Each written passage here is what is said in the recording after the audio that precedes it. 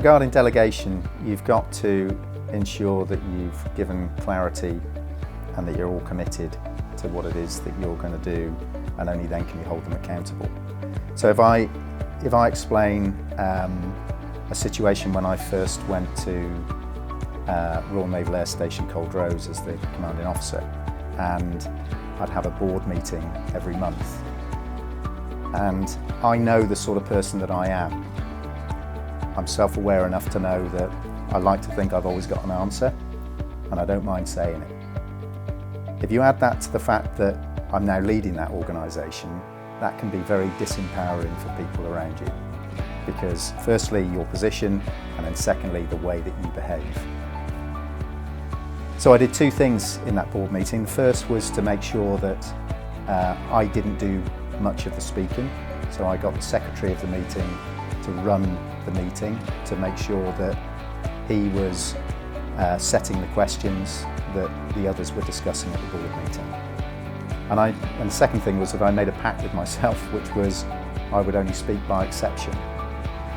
And so even though I'd often sit there knowing that I had the answer, or so I thought, I would let the discussion flow between the other members of the board so that they came up with the answer. Now often that was very similar to the answer that I may have come up with myself, but actually not always. And quite often they would come up with an answer that might be a bit better than mine. But the fact is, by me not speaking, I empowered them. And not only did I empower them to have that discussion, but because they'd come up with the answer themselves, they felt like they owned it.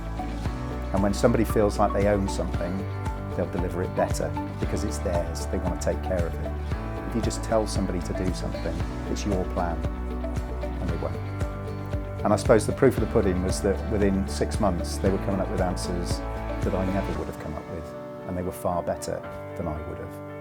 So by actually suppressing your natural tendencies sometimes and behaving in the way that you choose to behave to get the answers that you want, you'll get the most out of your team.